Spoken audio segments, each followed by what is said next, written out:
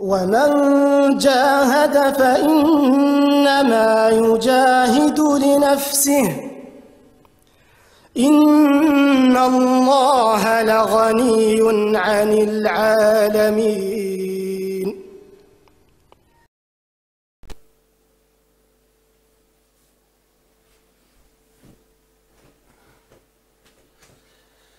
Salam alaikum à tous mes frères et sœurs en islam et belle journée à tous mes frères et sœurs en humanité.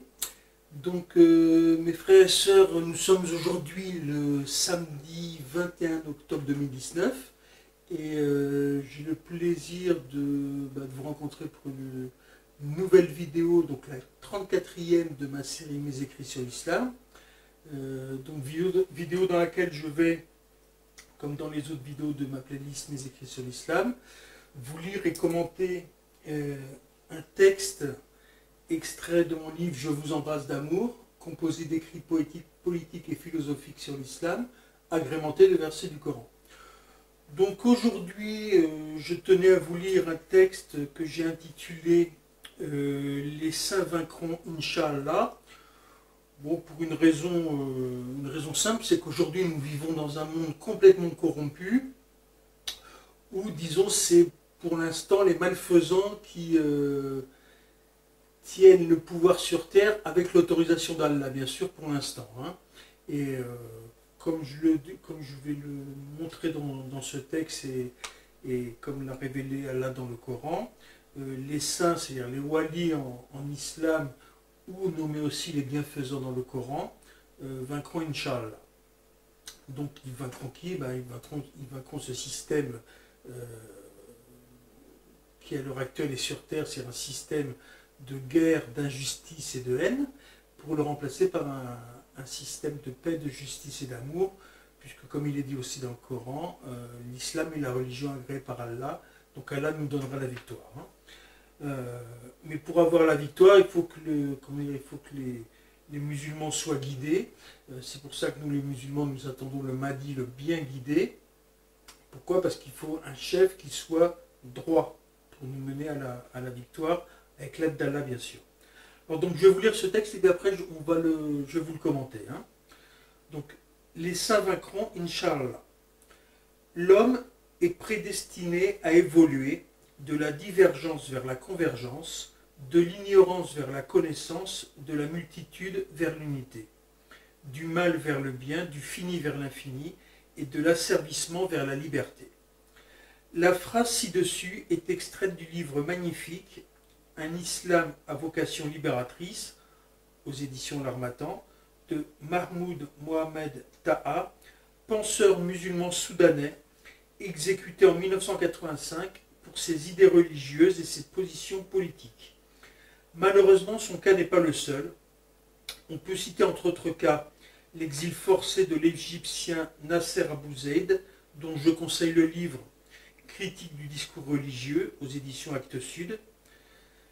Cette oppression sur les grands penseurs musulmans, essentielle à la compréhension de l'islam et la responsabilité de la pensée wahhabite, littéraliste, imposée par les Anglais avec les Saouds en 1932, diffusée par les pétrodollars saoudiens et qui prétend revenir à l'islam des origines. C'est une vaste plaisanterie. Il lui manque l'ouverture d'esprit, la clémence, la miséricorde et la tolérance enseignées par le prophète sallallahu alayhi wa sallam. Mais comme le disent les chrétiens, Holy wins, les saints vaincront. Inch'Allah, le tout miséricordieux, le très miséricordieux. Donc mes frères et sœurs, unissons-nous pour protéger et promouvoir les penseurs musulmans.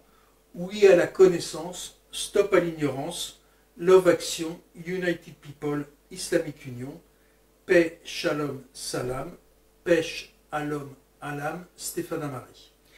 Et donc là je vais vous lire un verset que j'ai mis à la suite de ce texte.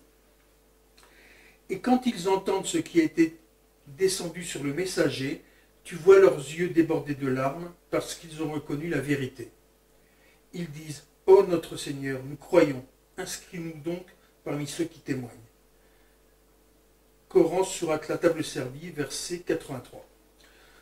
Donc voilà mes frères et sœurs, donc je vous dis à faire ce texte Parce que je pense, et le verset beaucoup de versets du Coran nous le confirment, les saints, c'est-à-dire les walis, les bienfaisants vaincront ce système injuste. Hein. Alors, il y a des gens qui sont un peu désespérés, mais nous, musulmans, nous avons le Coran, nous avons la Sunna, nous avons un modèle à suivre, la meilleure des créatures, le prophète sallallahu alayhi wa sallam. Et donc, il faut savoir qu'à l'époque du prophète sallallahu alayhi wa sallam, Allah lui a donné la victoire, hein, à plusieurs reprises. Alors, on peut citer par exemple, puisqu'Allah donne la victoire de différentes façons, hein, soit militairement, soit par des rêves, soit par ce qu'il veut en fait. Hein. Donc, pour vous donner un exemple que vous connaissez, quand le prophète sallallahu alayhi wa sallam et Abu Bakr, qu'Allah lui fasse miséricorde, étaient poursuivis, donc ils sont partis de la Mecque vers Médine, ils étaient poursuivis par les Korachites, et à un moment, donc ils se sont réfugiés dans une grotte, et Allah les a protégés en faisant tisser une toile à une araignée. Donc c'est une petite créature qui a protégé le prophète et Abu Bakr, les deux des meilleurs, enfin le prophète sallallahu alayhi wa sallam, la meilleure des créatures, et Abu Bakr, un des meilleurs des compagnons. Hein. Donc Allah utilise tous les moyens qu'il veut. Alors, on a eu différents exemples. Alors, Allah est le plus savant, ce n'est pas moi à déterminer si la personne c'est un wali ou pas un wali. Hein. On n'est pas le Vatican qui décide de béatifier telle personne ou telle personne. C'est Allah qui décide. Hein. Maintenant, en regardant les actes de telle personne, si ce n'est pas un wali, disons, il se rapproche dans ses actes et son comportement et sa dignité tout simplement. Hein. Alors, vous avez, bon, moi j'aime bien, je le cite souvent, l'émir Abdelkader qui était un chef de guerre, un chef politique et un chef spirituel. Donc comme il suffit donc l'exemple du prophète sallallahu alayhi wa sallam, et qui lors de la colonisation française a résisté pendant 15 ans à la première armée du monde qui était l'armée française à l'époque. Quand on a capturé Sasmala, là il a dit c'est la volonté d'Allah. Donc là il s'est rendu, mais par la suite donc on l'a emprisonné en Boise et à Pau aussi je crois. Et là les gens ont été éblouis parce que c'était une personne disons éveillée, quoi, qui dégageait un charisme extraordinaire, donc qui fascinait tout le monde. Hein. Et quand il était libéré, il est parti à Damas puisque c'était comment dire, il a voulu rejoindre les traces d'Ibn Arabi, et à Damas il a sauvé 10 000 chrétiens. Donc là c'est pour vous montrer la grandeur d'âme de ces personnages, ce qu'Allah dans le Coran appelle les bienfaisants. C'est-à-dire que malgré qu'on l'a opprimé, il n'a pas dit voilà les chrétiens sont mes ennemis, etc. Il les a sauvés. Donc c'est comme ça qu'on reconnaît, disons, les bienfaisants. Alors vous avez d'autres personnages, vous avez par exemple Omar al-Mokhtar, un Libyen martyr, surnommé le lion du désert. Il y a eu un film pour ceux qui s'intéressent avec Anthony Quinn, qui d'ailleurs avait joué aussi dans Le Messager. Donc lui c'était un résistant à la colonisation italienne en Libye, mais aussi résistant à la colonisation française au Tchad et à la colonisation britannique en Égypte. Bon, quand on voit son visage, on voit que c'est quelqu'un d'illuminé, et c'était un bédouin, et avec le peu de moyens qu'il avait, il a résisté à l'armée italienne pendant des années. Hein. Quand ils l'ont capturé, il avait 72 ans, et ils l'ont pendu. Mais il est resté digne jusqu'au bout, quoi. C'est vraiment un exemple à suivre. Et il a dit une citation célèbre que je vous lis. Nous ne nous rendrons jamais, nous vaincrons ou nous mourrons, vous devez combattre la prochaine génération et la prochaine. Quant à moi, je vivrai plus que celui qui va me pendre. Vous voyez le niveau de conscience de cette personne. Hein. Alors, on assiste aujourd'hui, que dans ce monde corrompu, malheureusement, c'est souvent dans des États musulmans qui sont corrompus et qui sont à la solde comment dire, des illuminations capitalo-sionistes américains et autres. Je veux citer par exemple l'Arabie ou l'Égypte. En Arabie, il y a beaucoup de savants qui sont tués ou torturés. Et c'est pareil en Égypte, la torture est pratiquée. Donc ça, c'est deux pays qui se disent musulmans, mais qui font des pratiques contraires à l'islam. Il n'y a qu'à étudier la vie du prophète sallallahu alayhi wa sallam. Quand les musulmans devaient combattre à l'époque du prophète sallallahu alayhi wa sallam, ils devaient se comporter d'une manière excellente avec les prisonniers, c'est-à-dire les traiter avec dignité, leur donner à manger avant eux. Bon, bref, c'était les traités, c'est comment dire, c'est les droits de l'homme avant l'heure, hein, comment dire, la Croix-Rouge avant l'heure. Hein. Donc ça, c'est un comportement musulman qu'avait le prophète sallallahu alayhi wa sallam.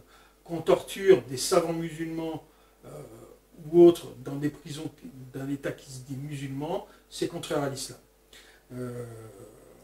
Alors d'ailleurs, dans le livre que je vous ai cité, Critique du discours religieux de l'Égyptien Z, il raconte, comme c'est un Égyptien, que vous avez dans des commissariats en Égypte des policiers qui torturent les gens. L'heure de la prière arrive, ils vont faire la prière, et après la prière, ils vont continuer à torturer les gens. Donc, je ne sais pas dans quel état de conscience ils font la prière. La prière, bien sûr, on ne doit pas la faire mécaniquement, on doit la faire le plus possible avec le cœur. Sinon, aucun intérêt. De toute manière, on paraîtra tous devant Allah le jour du jugement. On a bien sûr, jusqu'à notre dernière seconde, pour nous repentir de nos actes. Hein. Moi, je ne peux juger que les actes des hommes en bien ou en mal. On ne peut pas juger les hommes. Ça, c'est Allah qui juge les hommes, puisqu'il connaît ce qu'il y a dans les cœurs. Hein. Alors, donc voilà mes frères et sœurs. Donc, cette vidéo, je l'ai fait en fait parce qu'il faut y croire, tout simplement. Hein. C'est-à-dire que, malgré ce qui se passe dans le monde à l'heure actuelle, en Palestine, en Syrie, au Yémen, en Chine, en Birmanie, où on voit des musulmans opprimés, et vous avez d'autres pays où c'est même d'autres personnes qui ne sont pas musulmans qui sont opprimés. C'est-à-dire que l'être humain se conduit mal avec l'être humain. Comme je vous l'ai dit, les walis, les saints, les bienfaisants vaincront. Alors, c'est confirmé dans plusieurs versets, puisque vous avez par exemple dans le Coran, vous avez 66 versets qui parlent des bienfaisants, donc, qui sont les walis, les saints. Alors là, je vais vous lire juste donc, dans la sourate 3 de la famille d'Imran, les versets 146 à 148. Combien de prophètes ont combattu en compagnie de beaucoup de disciples? Ceux-ci ne fléchirent pas à cause de ce qu'ils atteignirent dans le sentier d'Allah, ils ne faiblirent pas et ils ne cédèrent point. Et Allah aime les endurants. Et ils n'eurent que cette parole: Seigneur, pardonne-nous nos péchés, ainsi que nos excès dans nos comportements, affermis nos pas, et donne-nous la victoire sur les gens mécréants. Allah donc leur donna la récompense d'ici-bas, ainsi que la belle récompense de l'au-delà, et Allah aime les gens bienfaisants. Donc voilà mes frères et sœurs, donc ça c'est ces trois versets où vous l'avez vu quand je vous l'ai récité, Allah aime les endurants, c'est-à-dire qu'il faut être persévérant dans ses actions, il faut être incorruptible, c'est-à-dire que notre seul maître c'est Allah. Donc quelle que soit votre position, quel que soit le pays où vous êtes, il faut aller jusqu'au bout dans nos convictions. Et Allah nous donnera la victoire ou fera de nous des martyrs, mais il faut y aller jusqu'au bout. Pourquoi? Parce que c'est notre rôle en tant que musulmans. On doit essayer au mieux possible d'ouvrir notre cœur, c'est-à-dire d'établir la paix, la justice et l'amour dans notre cœur et sur la terre entière, Inch'Allah. Et pour que, donc c'est confirmé donc dans beaucoup de versets, et Allah nous demande aussi la patience, en plus de l'endurance et de la détermination. Donc vous avez donc dans la sourate 20, la sourate Taha, le verset 135, dit: chacun attend, attendez donc. Vous saurez bientôt qui sont les gens du droit chemin et qui sont les bien guidés. Donc voilà mes frères et sœurs, donc j'espère que cette vidéo vous a plu, qu'elle vous a donné du courage si vous en manquiez un peu ou si vous étiez un peu désespéré. Donc je pense en particulier nos frères et sœurs palestiniens qui sont opprimés depuis 70 ans par les sionistes en Israël, mais Allah nous donnera la victoire. C'est une promesse d'Allah, donc n'en doutons point, les malfaisants seront écartés et les bienfaisants vaincront, et Inch'Allah, nous pourrons établir, comme je vous l'ai dit, la paix, la justice et l'amour dans nos cœurs et sur la terre entière. Donc je vous dis salam alaikum à tous mes frères et sœurs en islam, belle journée à tous mes frères et sœurs en humanité. Donc dans mes vidéos, comme vous l'avez vu, je donne des conseils et des avis, mais bien sûr là le plus savant. Et n'hésitez pas à partager cette vidéo si elle vous a plu. Merci.